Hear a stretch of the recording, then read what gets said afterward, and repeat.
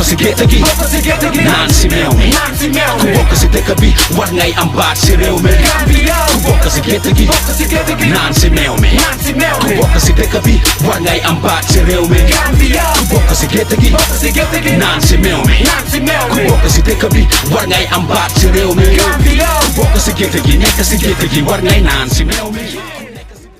Assalamu alaikum to everybody, especially the media who has came here on time, and we want to say thank you very much to everybody, especially the fans and everybody that make it through on time. I mean, it is the official launching of the Lyrical Revolution and a platform where you can get to meet Killa Ace and of course sign the album itself and everything you want to ask him personally. The media here is available, and Ali will be answering all the questions you need to ask him. And we want to say, like, once again, thank you very much for the, for the 100% coverage you have been offering us since, Ali came through on Friday. We want to say thank you very much. We really appreciate the fact that you left all what you're doing to come through rather. I would want Ali to throw in some few words before we open the floor for the journalist who wants to ask any question to Ali. I will pass the floor to Ali. Yeah, good afternoon, everybody. First of all, I would like us to have a moment of silence to all those that died in the struggle, all the great people that died on our behalf, and all of the people that died for what's right for us to gain our freedom, from Data Hydra to Solo Sending and the April 10-11 victims, and anybody that died for Gambia to be free. A moment of silence, please.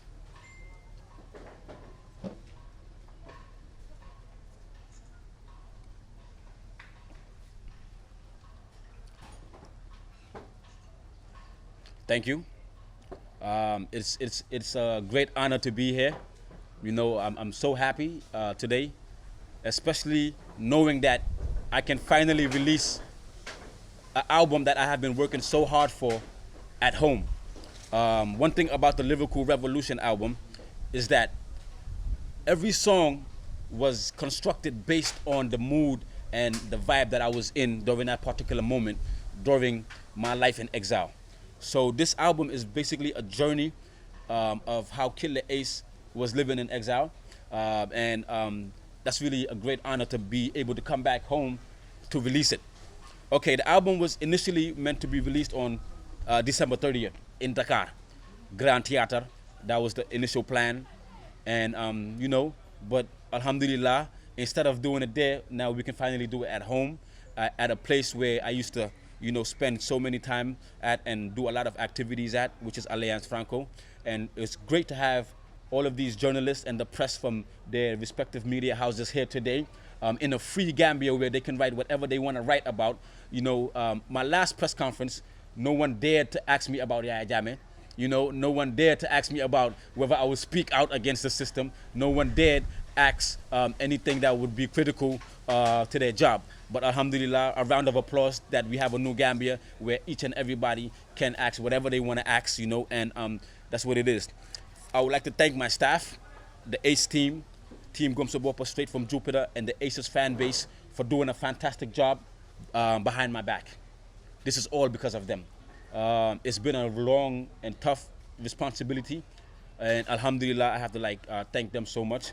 I would like to thank all of the media houses who are here today, everybody that's here to cover the event, and I appreciate all of the things that you guys have been doing behind me, because I've seen a lot of stories about me even when I was in exile, and it takes courage to write about Killa Ace during the time I was in exile, during a time where people wouldn't even like my Facebook post because of fear. So somebody like Bakari Cisse, who would write about Killa Ace on his newspaper, I would like to tell him thank you. It really means a lot. Now about the Lyrical Revolution album. It's a 24-track album, 24 songs. 24 songs on the album. And as you can see, that's the album cover. We have different revolutionaries from Mambay Nyes to Serigne Touba to Thomas Sankara, and the list goes on. We have Solo Sending there as well, and as you can see, 23 songs on the album. Why 23 songs? Maybe the journalist can ask that later on. And as you can see, I have my daughter on the inlay. and beautifully packaged. And it's really a great honor to release the album here. And I will close for now. If there's any questions, I believe we can open the floor now. Yeah. The floor is open to anybody that want to ask. For giving me the platform, and then it's good to see Killa Ace back home. On several occasions, I've been going to Senegal, Dakar, to meet you. Maybe, some people might tell you, people like Flex Dan. Yeah, he's a good brother. We've been doing some underground stuffs for you, publications, promotions and stuffs. Yeah. However, my name is Mohamed Esba, but everybody knows me as MS Ba. So I'm a journalist from Foria, and I'm also working with other news agencies across the globe. Basically, I would like to ask, first of all, we understand that you can have a paradigm shift in the musical industry in the Gambia, because we understand that all artists focus on love songs, other songs and stuffs. Hence, we have that platform and freedom. What are your plans to bring in that momentum in the musical field? That paradigm shift of just concentrating on love and entertaining. You sing on public issues, social justice, and freedom and human rights. We know that you've been doing that. Another thing also, how would you help, because we understand that you have some connection with Senegalese artists and some promoters. What are some of the modalities you will put in place in order to make sure that the Gambian music also has gone to another level? Brother, great questions. As far as anybody that knows Killa Ace knows that I am a very social rapper, and most of my content is socially based. So I'm a man, so of course I'm gonna do love songs. You know what I'm saying? I'm a man, I fall in love every now and then, like any other man. But that's not the center of my music. I believe that there's a lot that the Gambian people need on their behalf. And as an artist and as an MC, I have this mic that can penetrate thousands of people with one press of the button. So if I have that influence, I believe I should use it correctly and speak on their behalf and talk about their issues, talk about what they're facing, because I have a daughter and I want my daughter to grow up in an environment that's free and fair, an environment where she can become one of a prosperous Gambian, and so many other things. So as far as my music content is gonna stay the same. Anybody who knows Killa Ace knows that I've been always consistent with how I do my music, from the music itself to the lyrical content. So as usual, I'm still gonna be the same Killa Ace, Killa on the mic, Ace in rap, and that's exactly how I wanna take it. And question number 2, as far as what role I'm gonna play in the development of the Gambian music industry, okay, we have Team Gumsabopa that we're gonna launch. That's the movement, a youth movement, which is gonna be sort of like a Yana Mar, and but it's gonna be more art orientated, using art to raise civic awareness, using art to raise social awareness, and the list goes on.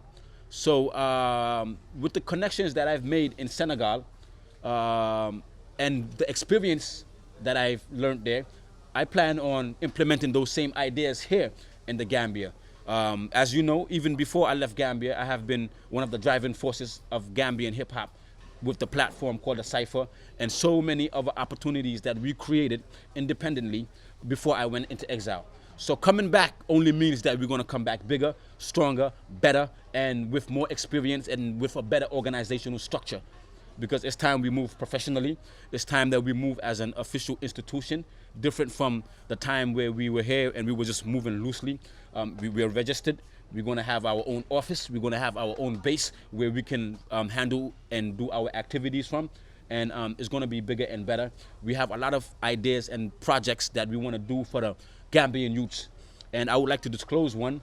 We have something called maybe the Flight Mode Project, where we're going to want to inspire the youths, create a platform where they can learn how to record songs, where they can learn how to do video, where they can learn to do a lot of things in the media, instead of sitting down in the straza or in the camp and not doing nothing, or coming out of prison and coming out of jail, you're gonna need some rehabilitation to come back to the normal life, and we wanna create that type of environment for them. That's just one, that's just to name one thing. I don't wanna disclose a lot of things because Kuyot du Sahad, but on the official launching of the Team Gomsa Bopa movement on the 31st of this month, we will put down and lay down all of our projects that we have planned. I hope that answered your question. Going through the album cover features different revolutionaries. I mean, who fought for African continent in general. And in this new album, you feature those artists. What I'm trying to put across. My second question is, you've been credited for being one of the controversial artists in recent time, especially the former government, which later exiled. How was life like in a foreign land as a young Gambian artist? As far as the album cover is concerned, the idea was created by Banky Gray Johnson from Hot Ink Media. Once he heard the album title, he came out with the concept, and he also made the artwork of having different revolutionaries on one background in one square. So basically, what that's trying to express is that when great revolutionaries and great minds come together, we can achieve a lot.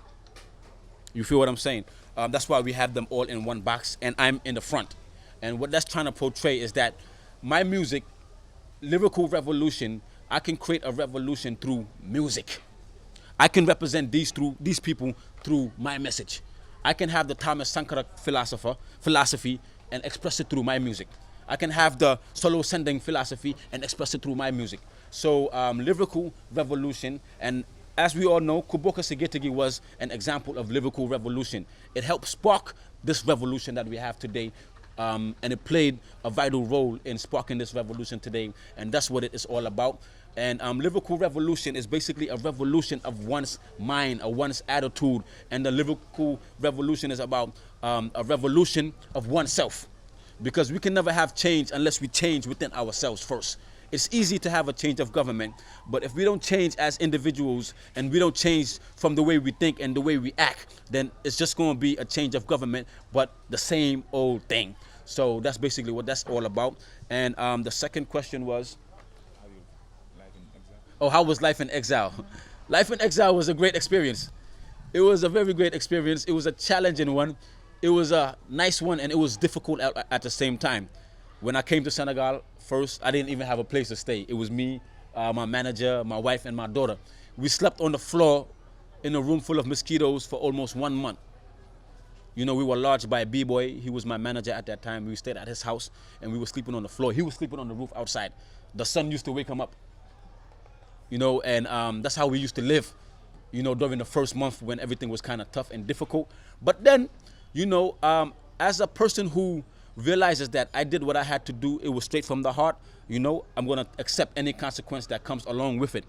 And then God started opening up doors. It opened up opportunities. I started knowing great people, donors, people like Sega Giant, Abdulrahman Toure, Ismail Assar, my mom, my dad, and all of these great people, my city Sheikh Baba, who actually came and helped change my life. And then within a month, I changed my life. Like I moved to a place where I had good accommodation.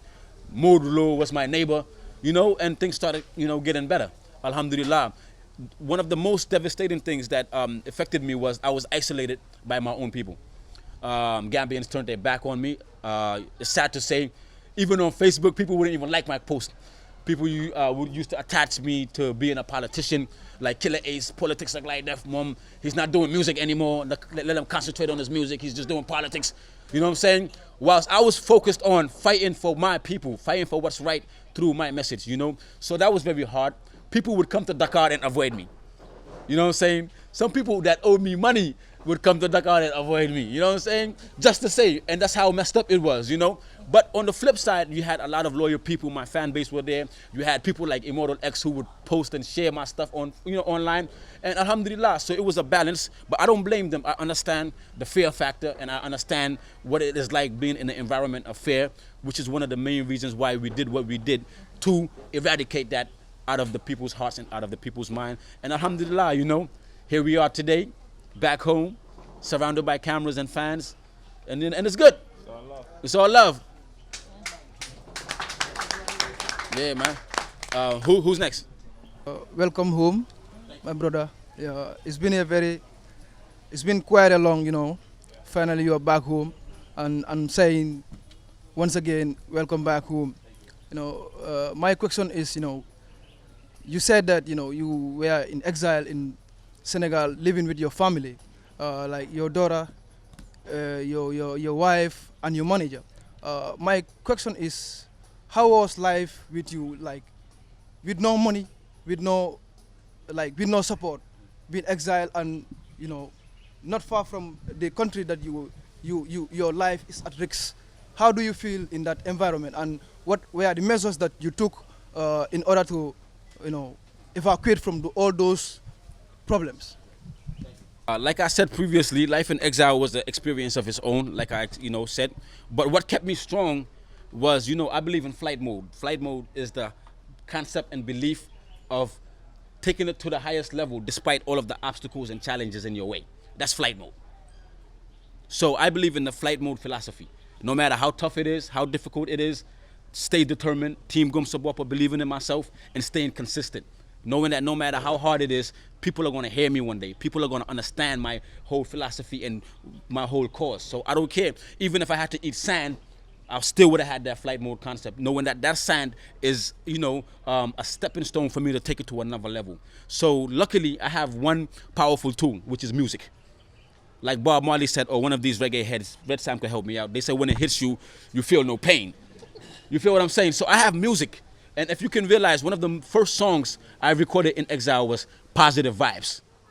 And I was inspired to do Positive Vibes, knowing that me as an individual had to have a positive mind state in order to be able to continue this particular fight. That's why I did the song Positive Vibes, and exactly through those type of situations, believing in myself, having good people around me, and having my daughter around me alone was inspiring. And I always have a mission. I always had a mission. I knew that this is what I want to do, and this is where I want to go, and I'm going to go there by force. Them right. And that's what kept me moving. Yeah, as far as the financial part, I'm sorry, I survived off of donations. Like, you had one or two people who would hold me down. I knew a lot of great people who appreciated what I did and handled certain areas. But my mom was always there. Every month, my mom paid my rent. So all those people that were like, Ace was sponsored to do this, my mom sponsored me then. You feel what I'm saying? She paid for my rent. She made sure I was good. And Harley Lee, he's one of the executive producers of this album. He has always been there as well, financially. Anything that I needed with the studio, he hooked me up with the studio. And we had a lot of great people like Sega Giant and Flexston and these Gambian communities out there who would support here and there. But the most consistent support was from my mom, Aisa Job. May she live long. Okay, my question goes to Tijan Jao, the manager of Killa Ace. Can you please differentiate for us Team Gumsabwapa, flight mode, the Cipher, all these three different concepts or philosophies or movements? Tijan. Thank you very much. As he said, everything that happens for a reason. All these things that you just said, the Cipher started with Straight from Jupiter. It was an entertainment company we were trying to build, and that's where the Cipher started. And the Team Gumsabwapa basically started from when we went to exile. You understand? Because it was the time that we needed to believe in ourselves. We had nobody. So we were working on the concept, and it grew into a movement. Because Team Gumsabwapa had more impact in 2 years than even the Cipher, when you look at it very properly. Because Team Gumsabwapa was the first movement to have a press conference in Senegal. We had a press conference, then we went to a mentorship program with Yanama. And we had protests. We were leading all the protests that were happening there. And Team Gumsabwapa was like a link between the diaspora and the Gambian youths. It was a direct link. Because we had an organization strategy. We had I think we can talk about all that now, because it was like a secretive movement. We had there were people on the ground. There were members who got arrested, and they were doing the protest, which we organized. Like this, Ali organized it from there, and he was coordinating it. And it was like the link between the diaspora, as I said, and the youths on the ground.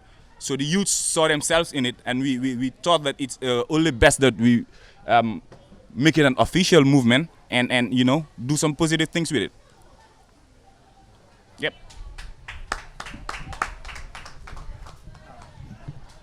Mike, there's something. Question goes to Killa Ace. Now we are in New Gambia. What's your vision for the country's music scene for 3 years from now? Music scene, entertainment scene, 3 years from now. Yeah, well, okay. There's a difference between my vision and the reality of what the 3 years is going to be like. To be very honest, man, I am specialized in hip-hop, and I would like to emphasize and concentrate on the development of hip-hop overall, because that's my area. I'm not really concerned about the overall Gambian music scene, because to me it's very uninteresting. It's very discouraging as a music scene and as an industry. You feel what I'm saying? Why is it discouraging and why it's not motivating whatsoever? That's a different topic. But if I concentrate on hip-hop, that's my area. And I learned that in Senegal, one of the main reasons why they are very organized is because each genre of music has their own particular body that represents them. You have a hip-hop movement, you have the mbalax movement, you have the reggae movement, and everybody's doing what they're doing best in their own respective genres. But in Gambia, everything is just confused, jahas, bahas, fele, kudu, katar, you feel what I'm saying? But if I concentrate on hip-hop and develop the area of hip-hop, and you have the reggae people who concentrate on the reggae area and concentrate and develop reggae and mbalax, and then you put all of those developed sects together, you have something big. So I'm more concentrated on developing and making sure that hip-hop has a stamp. Hip-hop can do a lot in society, because hip-hop started off from social strife. And if we can help develop hip-hop and do a lot with hip-hop, then I believe we can play our part in the music industry. And I'm not here to be a spokesperson for the Gambian music industry, because I'm not even sure on what they have planned or what they want to do. But one advice that I can give the whole music industry is, let's all humble down as artists.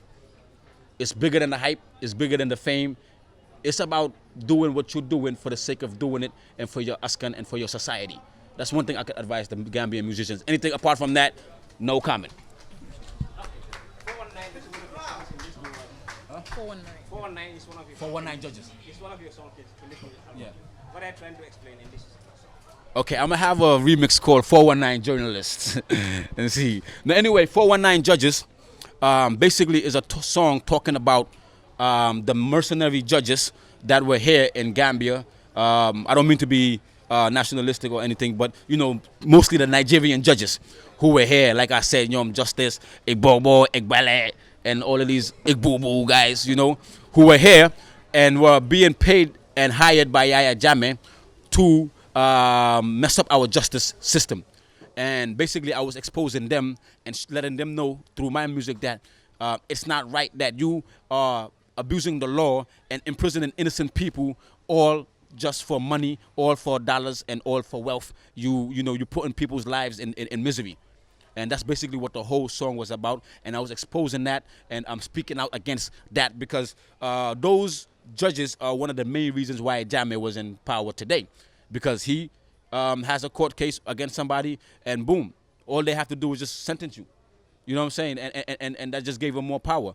And it was messed up that we had foreigners that were taking over our judicial system when we had Gambians who were capable of handling those particular positions and posts in the first place. But why did he take those Nigerian judges? Was because he can easily bribe them to mess up the whole entire system. So that's why I came out with the song 419 Judges.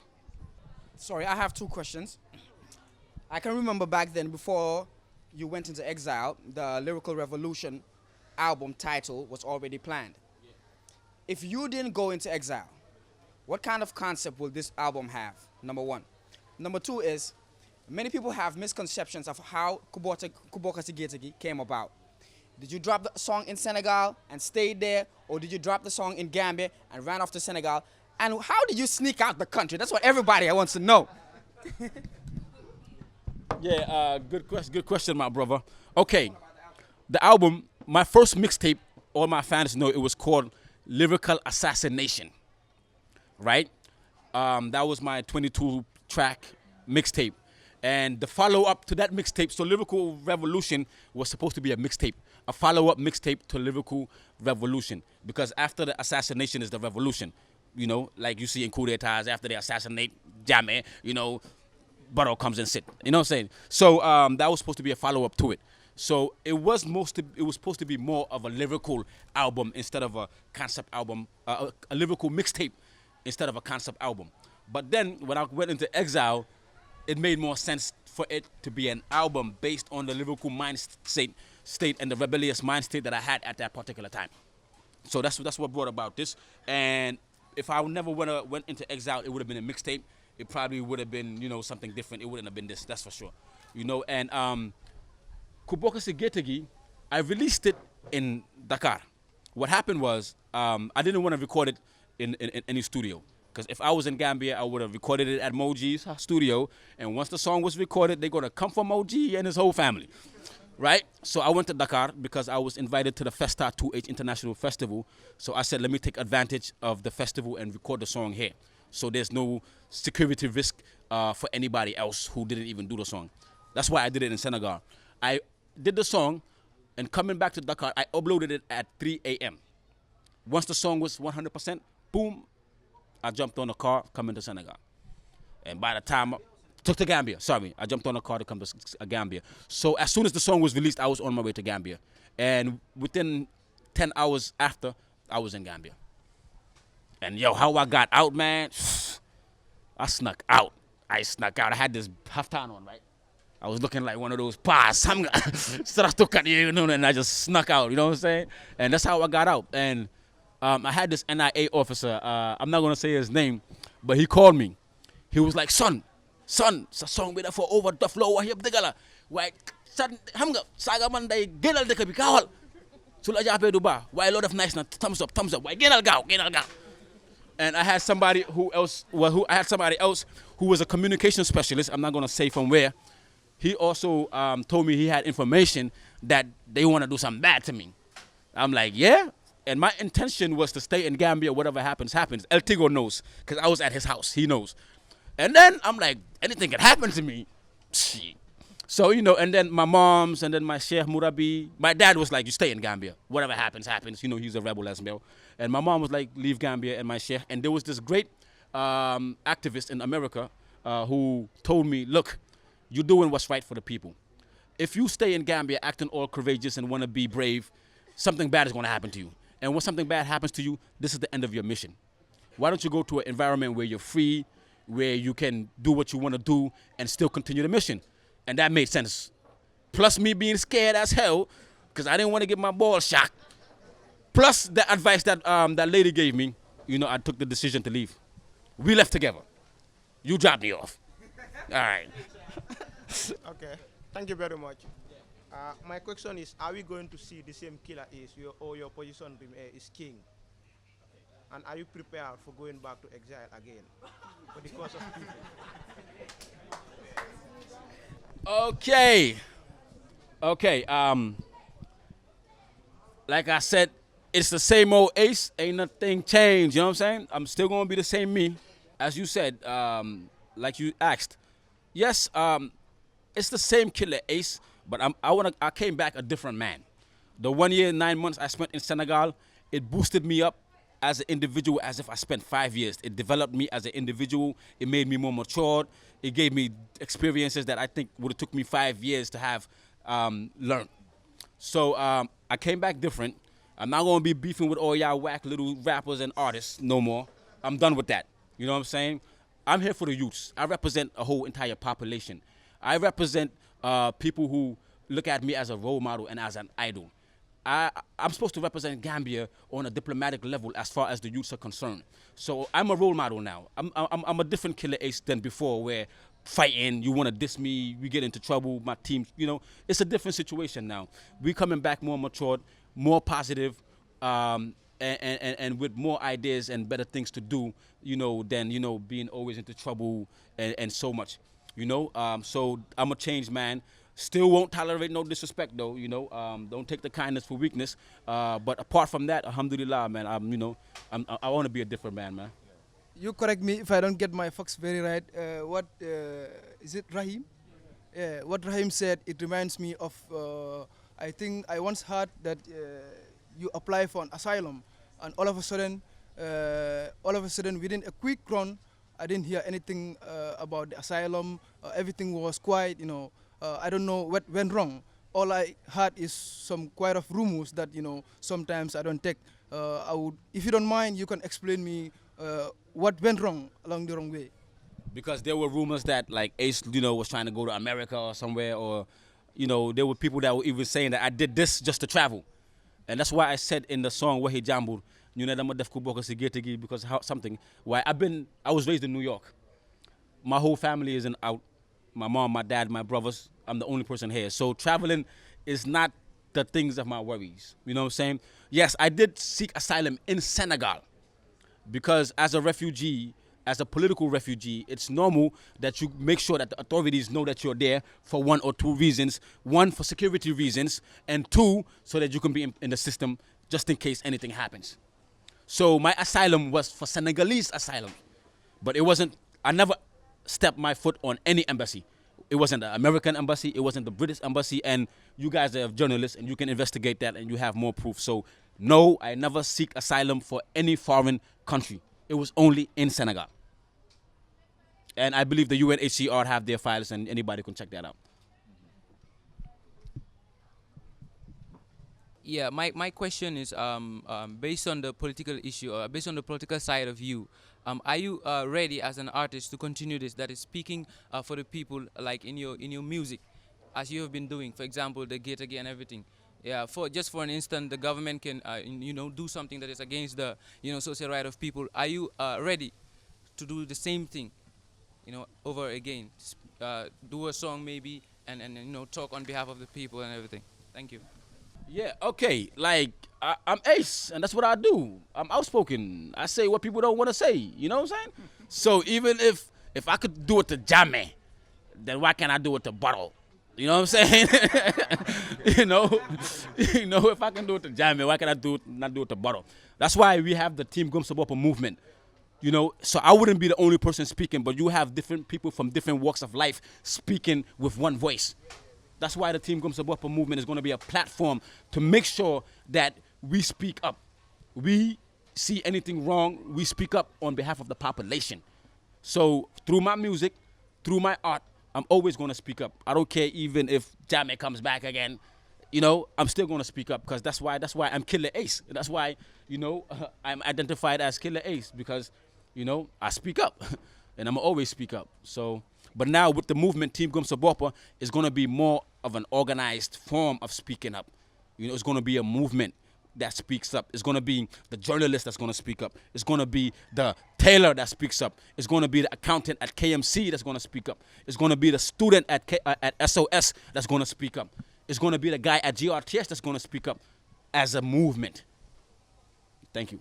Sorry, can I ask a question? I think we're all getting carried away about your past experience with the government and stuff like that, not focusing on the show you're about to have April 1st. So what happened till you changed venues? Because we all remember that you chose the Independence Stadium. Then all of a sudden you choose the park over here. Were you kind of scared that you can't fill up the stadium and you might have a bad show? That's why you changed the venue? What happened? Yeah, good question. Y'all know that Ace has never been scared to do an event anywhere. History proved it. I was the first artist to do a show in Giancarlo. Like, you feel what I'm saying? In my era. Jaliba did it, but, he's not. Come on. And you know what I'm saying? So, in Giancarlo, that was on December 14th. Whilst all of the other artists were doing shows at Alliance Franco, they were doing the launches at Alliance Franco, and we went for Giancarlo, which was the biggest event which is the biggest venue apart from stadium and the mini stadium. And it was successful. It was packed. So I always believed in myself when it comes to events. And I believe in God. If my event flops, I take it in good faith. Y'all were there since Dropping Bomb days when 50 people would attend the show. And I would still feel like the place was packed. So that's not the problem of being scared whether the stadium would have been packed or not. It was more of a logistical problem than being concerned about the turnout problem. You feel what I'm saying? Okay, why I say it was a logistical problem, we all know after the inauguration, like, a lot of damage was done at the stadium. give an example, even Wally Sekka's event was done at the handball court instead of the ground itself, just to justify. You feel what I'm saying? So my team went to the stadium after the inauguration, and stadium committee told them that this place has a lot of damages that have been done here. You can still do the event at your own risk, but we suggest you take it to the handball court. And then, you know, when you have a good team, they realized it's going to be a lot of work to do an event there. The safety concerns for the well-being of our fans who will be there was also put into consideration, because we cannot put people's lives at risk just for money. And then we also realized that it costs less to do it here, you know, considering the fact that we don't have to worry about extra security at the stadium just to secure the damaged parts. So why don't we just bring it to Serekunda, West Park, and we realized that it was more accessible and the ticket price could even come down since it was cheaper to rent than the stadium. So adding all of those things together with a team, they decided that this is where we're going to take it, and whatever they decide, that's what I'm, you know, they're the boss when it comes to that particular area. There's no executive order type of thing with the team.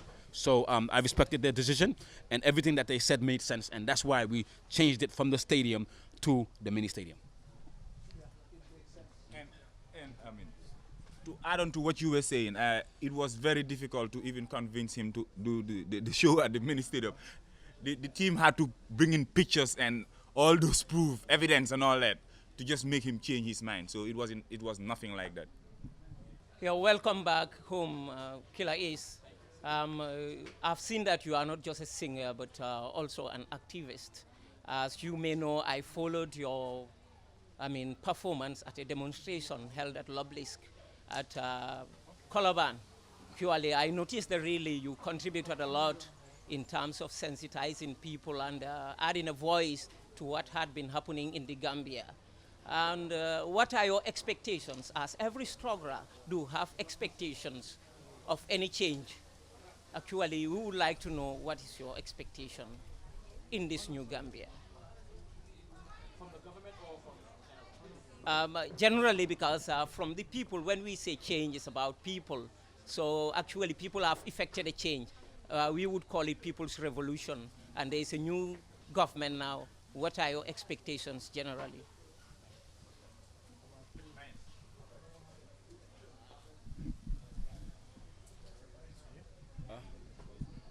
Yeah, thank you.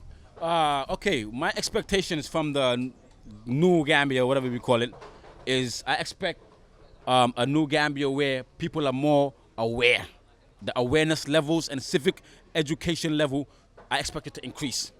Because now that we have freedom, I think it's about time that we do research and learn about our rights so that what happened to us in the last 22 years will never happen again. I think that's where it starts off, with education. I expect the people to be more educated. Thank you. Stand forward. Because you're going to be on the camera. Cool. I have one question with two parts. It has to do with the Cipher. There's been a lot of rumors that you were the figurehead in the Cipher. And when you left, the Cipher stalled. There were no shows going on and stuff. Is it that because sponsors didn't want to associate themselves with the Cipher, or your team back here wasn't capable enough? And what are your plans for the future for the Cipher? Because if the artists tell you or not, the underground artists, you help them a lot in their career. And most of the hip-hop artists right now that are busting, they came through the Cipher. Whether they acknowledge it or they don't. So I want you to elaborate on that more. Yeah, okay. Thank you, Hatib Njai. Okay, one thing with the Cipher. There were two main reasons the Cipher didn't stop when we left. That I want to make clear. We were struggling to keep it alive in Gambia. Okay. One of the main reasons why the Cipher wasn't as active as it was when I was around was because we all understand the hypocrisy of the country. When I left, companies didn't want to associate with themselves with the Cipher whatsoever because of the political stigma that was attached to me, and I was attached to the Cipher. Okay. My question is going to be about when you were in Senegal during this problem. No, you know, there was a time Baibabu left Gambia. He came to Senegal and met you there. You know, there was misunderstanding and this between you and Baibabu. So I want you to clarify the truth behind that this because I heard too much of things behind that. So maybe people may not understand what was the reason why you were raising that this song addressed to him. So I would like you to clarify it to make it clear so that people can understand it. What happened between me and Babu was Babu came to Dakar, and there were rumors in Senegal that Babu had to flee Gambia because the government wanted him. So when he was on his Senegalese media tour, he was asked, "Is it true that that the government is looking for you?" And he was like, "No, the government isn't looking for me. The government love the youths love the government." Blah, blah, blah. And me being a person who was fighting against the government and fighting for the youths at that same time, felt offended that we have somebody with that star power misleading the Senegalese media and the Gambians themselves. Because it was a lie that the government loved the youths. Why? Youths are going to back way. Youths are unemployed. Youths are going through so many situations in the Gambia, including youths that lived in Baibabu's neighborhood, Talinding. Nobody in Talinding is left because they all went to the back way. So my concept was, if the government really loved the youths, then would the youths be going to the back way? Especially people from his own neighborhood. So I found it very hypocritical as an artist. So I posted it on Facebook like it's hypocritical. It's because of this hypocrisy is the main reason why Yaya Jammeh is in power. And he took it personal. My post was very positive. It was very constructive. I just spoke my mind on the whole situation, like I usually do. And he took it personal. He inboxed me, said a lot of vulgar things, disrespecting my mother whatsoever. And then that's when I released a song called Bombal, 6 minutes long. And the song wasn't even just about Babu. It was a general song. I used that situation to speak on a general hypocritical situation of the Gambians on why Jammeh was still in power. One thing that I emphasized on was the fact that Gambians will sell each other out for fame, and for hype. Two, we are hypocritical to the extent where, you know, we can smile, act like everything is all good while the people are not happy deep down, and so many other things. And the song wasn't just centered around him, but it was a general, you know, clarification of why Jammeh was still Jammeh, you know, during that time. Thank you. Okay, I have one question for your affiliate Immortal X. Yeah? Just one question for your affiliate Immortal X. Immortal X, exactly as Killa Ace said, you went to Dakar, took pictures with Killa Ace, which I didn't do, even though I went to Dakar to his house. So, and you were on Facebook, you were one of the driving forces against the former regime, speaking against the former regime. What was that driving force in you that kept you going and that non-fear entity in you? Yeah, I think what motivated me was the fact that in every time and place, when oppression becomes the norm, there always have to be people who have to sacrifice everything they have to be able to fight that norm, because oppression is not the natural state of things. And that being the case, and me recognizing that as an educated, conscious black person, I knew that I have to do something. And I couldn't do much. I'm not an artist, I'm not a rapper like Ace, and I don't have powers. What I have was, I'm a writer, and also I speak out. So I use the avenues I have to speak out. Of course, every one of us get frightened at some point. You walk in the street knowing that you could be snatched away, you could be killed, you could disappear, and nobody would know where you are and what happened to you. But at the same time, you realize that if you don't do it, nobody ever will do it. You know, there is a stake, a moral responsibility. I mean, Ace could have, like, you have all these rappers, all these cats around here, they never did anything. He could be one of them. I could be one of them. I could just chill and write what I can write poetry every day on Facebook. But I realized everybody has to take that personal responsibility as a human being, as somebody who sees oppression and all these things, and Yaya Jammeh's hypocrisy and his repression of the rights of people. So it was that moral obligation I had towards my people, you know, that drove me to do what I did. And you know, that's about it. Thank you. Okay. As for the guest artists that we're gonna invite, from Senegal, we're gonna have Human, we're gonna have Fumalat, we're gonna have Obre Daman, who's on my album, and Ombre Zion, who's gonna be on my album. We're gonna have Marcel Panucci, who's a Congolese refugee, revolutionary artist living in exile in Burkina Faso right now. So those are gonna be the artists coming out from. And you know, when it comes to Gambia, we're definitely gonna have people like Izzy T. We're gonna have you know, straight from Jupiter Team and the usual suspects, you know, that we usually see. But we're trying to avoid having it to be one of those long performance after performance events. You know what I'm saying? Because, you know, the park is very open and we want to keep it as short as possible. You know what I'm saying? So, you know, everybody's going to have a chance to bless up and, you know, we just want to make history. I just want to take this opportunity to say thank you to the media and the fans who came through to this press conference and, you know, the album launching, of course, the Lyrical Revolution.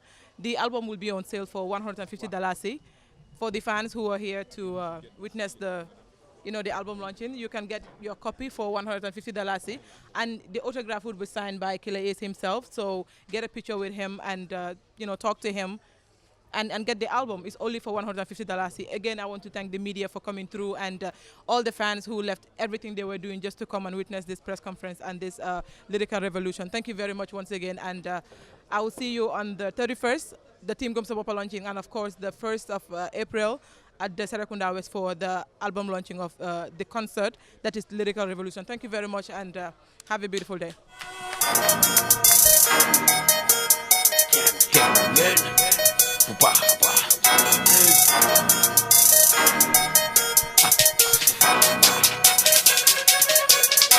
Kuboko si getagi Naan si meomi Kuboko si tekabi War ngay am baat si réew mi Kuboko si getagi Naan si meomi Kuboko si tekabi War ngay am baat si réew mi Kuboko si getagi Naan si meomi Kuboko si tekabi War ngay am baat si réew mi Kuboko si getagi Nekk si getagi War ngay naan si meomi Nekk si tekabi Bokk si tekabi War a am baat si réew mi Full dëkk yow ñu ne kenn du wax du imam du artist du journalist mais lu tax we can't really speak what's on our mind nga wax lu nekk sa mind all of a sudden it's a crime doo mun na wax about the injustices going on or the police brutality which is so wrong can't talk about the corruption I swear the flow goes on suñ xaalis bu ñooy pasare oh it's so wrong ku bokk si gerte gi naan si meew mi ku bokk si dëkk bi war ngay am baat si réew mi ku bokk si gerte gi naan si meew mi ku bokk si dëkk bi war ngay am baat si réew mi ku bokk si gerte gi naan si meew mi ku bokk si dëkk bi war ngay am baat si réew mi ku bokk si gerte gi nekk si gerte gi war ngay naan si meew mi ku nekk si dëkk bi. Yo, I've seen it. We came to Lyrical Revolution album signing by Killa Ace. He was having a press conference with all the media houses in the Gambia, and we're gonna interview the first person. His name is Hatib, and we call him Young Lion. Come through. Tell us how you feel about this day. Okay, I feel great because it's a great achievement. The road has been long, and we're at the end point. So I feel very happy. I feel very honored to be part of the team. Yeah, that's it. Thank you very much. All right. So this is Yafa, one of Killa Ace diehard fans. Tell us how you feel about this day. Actually, I can't even explain it because I am so happy that he finally released the album. He's back home and then doing what he has to do. So that's it. You're happy, right? Extremely happy. And I heard the last time you almost killed yourself. What were you doing? Well, I was celebrating. And then what happened? You already know. Do I have to say it? All right, cool. She fell off the car. She's a diehard Killa Ace fan. So that's what happened. And okay, come through, come. He's one of Killa Ace diehard fans. He reps and he's an activist. He's a revolutionary. So I'm gonna ask him a couple of questions. Mentally, how do you feel about this day? Okay, alhamdulillah, thank God, it's a very great day. Currently, everybody is feeling happy. We have appreciated what have already taken events. As you can see behind the scenes, right now people are taking snapshots. Ace is a great warrior, including you, Chambai too. You have done enough. We are all revolutionaries. Though we didn't even exile like you, but you have stay home. Doing certain of things. You know, it is very necessary for the change. So alhamdulillah, we have achieved what we pledged for, what we have working for. Yeah. Thank you very much, boy, mentally. Yeah. Thanks. Good to have you. Yeah, so this is Mariama. I call her Mana. You know, she's Killa Ace PR. Tell us how you feel about this day. I feel very, very honored to be here, to be part of this revolution. It's the lyrical revolution. I'm very, very honored. And the media came through in their numbers, and the fans. We just want to tell them thank you very much, because it's an honor when you call for an event and everybody come through in their numbers. It's really, you know, it's really a happy moment for me. You know, as a PR, you call for an event and everybody come through. So I feel like my role as a PR is been fulfilled. Yes. And on April 1st, do you think that Ace can fill the Westfield Mini Stadium? Of course. I feel like Ace has set a pace when it comes to Gambian entertainment, not only Gambian hip-hop. You know, I feel we can even feel more than the Serakunda West Park. So come on the 1st of April, we are going to see everybody come out in their numbers, especially the youths, because Ace has been advocating for the youth a whole lot of times, and I hope the youths are going to be there for him when it comes to his concert, and of course the official launching of the Team Gumso Bopa, which is based on invitation, but we are expecting everybody to come through on the 1st and, you know, and show him love, because that's what he needs right now. He needs motivation, he needs encouragement, and he needs all that, you know, to encourage him to go to the higher level out there. Yeah, Sahel Entertainment is saying congratulations, and we're looking forward to the 1st. Yes, I hope you guys will come through, because you guys, the media is our greatest partners. When we want to partner with anybody, when we have our programs, the media are the first people we target, and it's it's a very big honor to have Sahel Entertainment come to us. You know, we saw the welcoming back from the you know, airport, which was amazing. You know, you guys had to edit it like, you know, in a minute and put it through on Facebook. It was amazing. I watched the interview, and I want to say that you people are doing a great job, and we are looking forward to seeing you on the launching of the Team Gumso Bopa and the 1st of April, the concert. And you guys are doing a great job. Thank you very much, and keep doing what you're doing. Thank you very much. I appreciate it. Okay, we're here with Tijan, Killa Ace manager. Tijan, tell us about this whole album signing of Lyrical Assassination and what you're looking forward to April 1st. Yeah, thank you very much, Sahel. The album release was a success. I mean, partially thanks to you guys as the media, and now we are looking forward to the Team Gumso Bopa official launching. That's a movement. From there, then we have the show itself. That's at West Park. That's April 1st. And as I said, the album release is a success. We've seen how people are here. This is how it was organized to be, and it's exactly what is happening. So we thank God. And on April 1st, do you think like Killa Ace can fill the Westfield Mini Stadium? Yeah, what I'm thinking about is how to control the crowd, you know, because the anticipation is huge. The show is already sold out as far as the reaction from the people on the ground are concerned. Because we've been doing a little bit surveys here and there. We had the hood-to-hood interviews, and the excitement in the hood, you can see it from the interviews itself. So there is much anticipation for the show itself. So I think it's going to be a huge success, and crowd control is my problem. Yeah. Congratulations to your media team, because you guys are doing a great job. Thank you. And I hope like the show becomes a success. Thank you very much, and thanks to you guys too, who's been doing the coverage. You guys are always here when we need you guys, and we pray that we all have what we need in the new Gambia. All right, see you on April 1st then. See you on April 1st. So that was a wrap. We were at Killa Ace and Lyrical Revolution on album signing, and we hope to see you on April 1st. See you guys. Bye. Man, Luther, we can't really speak what's on our mind. No one who neck us a mind. All of a sudden, it's a crime. Don't know about the injustices going on. Yeah. All the police brutality, which is so wrong. Yeah. Can't talk about the corruption. I swear the flow goes on. Yeah. Oh, it's so wrong. si gerte gi naan si meew mi ku bokk si dëkk bi war ngay am baat si réew mi ku bokk si gerte gi naan si meew mi ku bokk si dëkk bi war ngay am baat si réew mi